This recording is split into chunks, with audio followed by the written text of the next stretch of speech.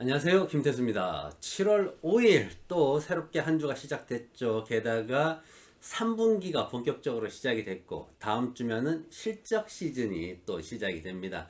자, 이번 주에 어떤 일이 있을지 또 확인을 해 봐야 되는데 먼저 지난주 살짝 짚어 봐야 되겠죠. 지난주 금요일 날 여러분들은 금요일 날 장 끝나고 시장 보세요? 저는 안 봅니다.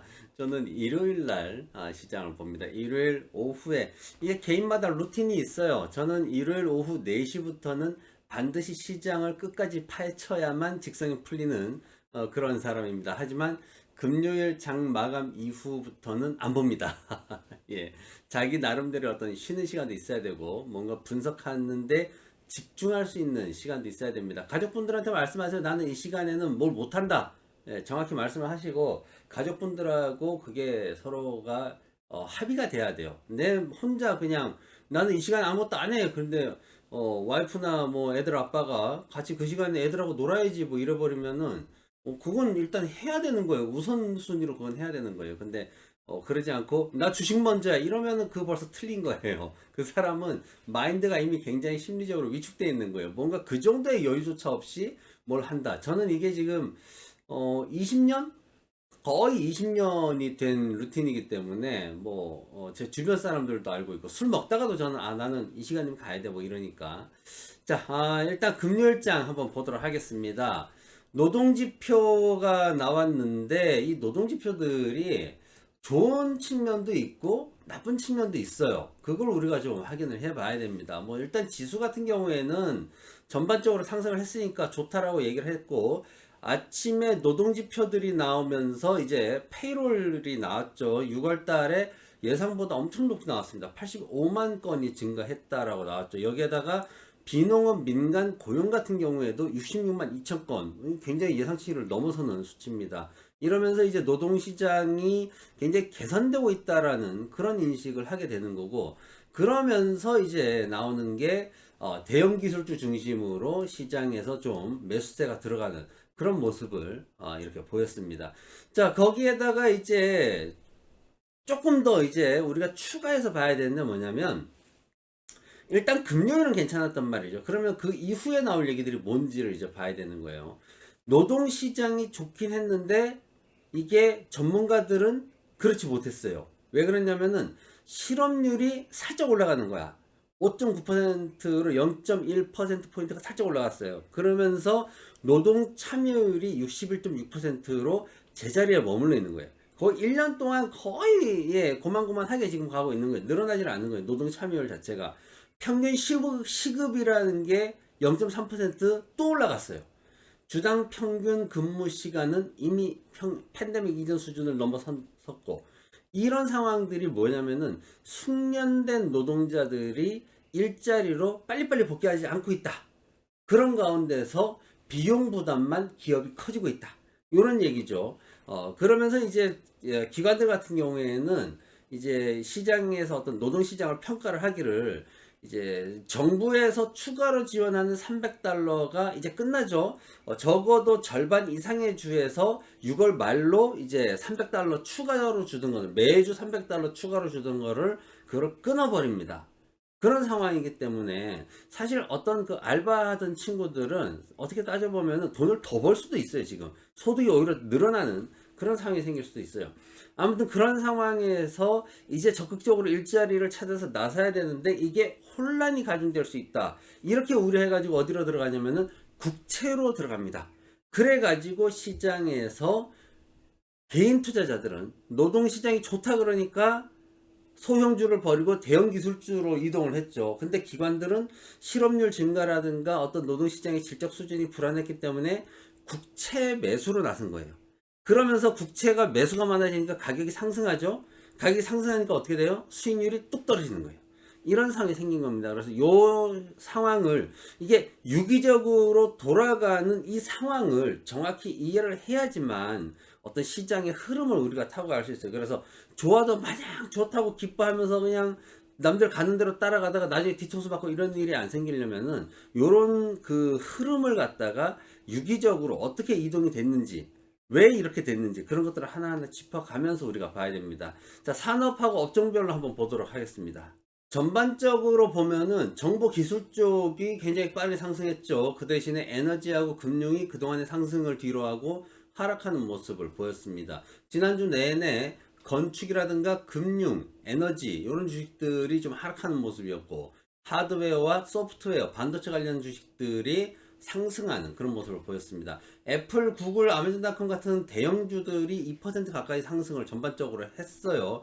기술주 중심의 성장주 투자가 여전히 활발하다라는데, 그 중에서도 좀 안정성을 갖고 개인들이 이동하는 그런 모습을 보였습니다. 애플 같은 경우에는 지난 1월 28일 이후 처음으로 장중에 140달러를 딱 찍고 그러고 살짝 밀렸습니다. 반면에 민 주식들이 좀 부진하면서 러셀 2000 지수가 마이너스 1%대 하락을 보이기도 했습니다. 민 주식 중에 대표적인 AMC가 지금 보면은 아이스버그 리서치에서 우리가 숏 포지션을 취했다 이렇게 지금 발표를 했습니다. 그러면서 AMC가 마이너스 4% 하락을 했는데, 이 아이스버그 리서치 같은 경우에는 AMC 주식을 매매를 하면서 이제 종목 옵션을 같이 매매를 했어요. 그러면서 AMC 종목 옵션 매매하면서 이제 그 변동성이 워낙 커지다 보니까 그걸 이제 이겨내지 못하고 손실을 좀 크게 보는 것으로 알려졌습니다. 그래가지고 이제 현물을 갖다가 숏으로 이제 가겠다 뭐 이런 식으로 또 얘기를 하고 있는 건데, AMC 주가가 장중에 마이너스 12%까지 하락하기도 했습니다. 테슬라 같은 경우에는 지금 2분기 배송이 예상치에 좀 미흡하다라는 평가가 나왔습니다. 굉장히 좋았습니다. 6월까지 지금 2분기 배송이 20만 1250건입니다. 그런데 이게 예상치가 20만 4160건이에요. 이게 지금 보면 얼마 전에 지난주인가 제가 한번 설명을 드렸어요. 테슬라에서 지지난주쯤 되나요? 테슬라에서 그 빨리 이 배송을 맞춰라. 예, 최대한 지연되어 있는 것들을 모두 맞춰라. 6월 말까지 다 맞춰가지고 내 보내라. 지금 이게 오더가 떨어진 상황이거든요. 그런데 일론 머스크가 그렇게 오더를 했지만은 그래도 예상치에는 미치지 못하는 그런 모습이었습니다.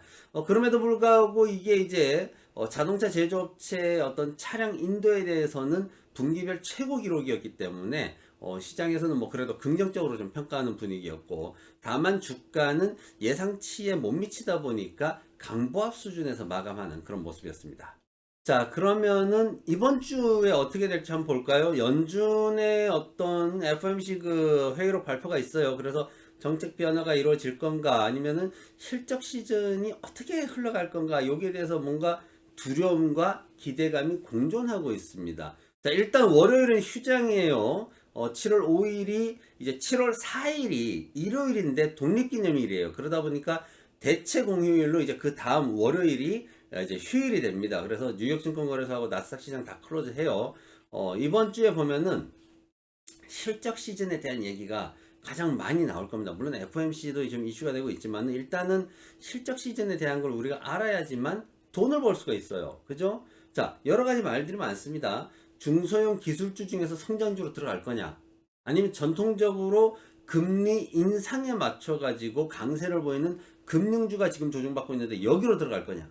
그것도 아니면은 소비가 계속 증가된다고 하니까 그쪽 관련 테마주들을 찾아내야 되느냐. 지금 의료 관련해 가지고 굉장히 잘 오르고 있죠. 그래서 그런 것들을 가지고 지금 여러 가지 말들이 많은데, 물론 반면에 이제 다른 측면에서는 변이 바이러스가 확산됨에 따라서 시장이 하락할 거다라는 그런 부정적인 예측들도 또 있습니다. 그것도 사실이에요. 하지만 대부분의 개인 투자자들이 지금 현재 시점으로는 하락에 대한 어떤 두려움보다는 수익을 내지 못하는 소외감을 더 두려워하고 있기 때문에 이번 주에 실적 시즌을 앞두고 좀 매수에 나설 것으로 그렇게 전망이 되고 있습니다. 그럼 어떤 식으로 매수에 나서야 되느냐? 세 가지 기준.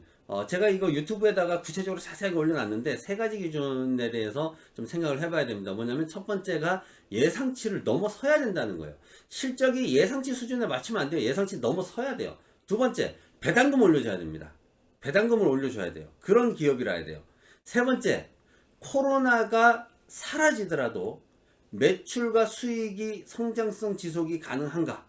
이거 굉장히 어려운 거예요. 이게 어려운 겁니다. 코로나가 사라져도 되는가? 이게 이제 아마존닷컴이나 이런 회사들한테는 적용되기가 좀 힘들죠, 지금. 그죠? 이 판매 회사들, 의류 판매 회사들도 요거에 따라 가지고 주가가 많이 갈라졌어요. 그래서 이런 것들을 좀 생각을 해야 됩니다. 경제지표 관련해서는 이제 화요일 날, 7월 6일 화요일 날 ISM에서 비제조업 구매관리자 지수를 발표를 합니다. 5월달 64에서 6월달 63인데 여전히 뭐 강한 그런 흐름을 보이고 있죠. 고용지수는 조금 저조할 것으로 또 그렇게 예상이 되고 있습니다.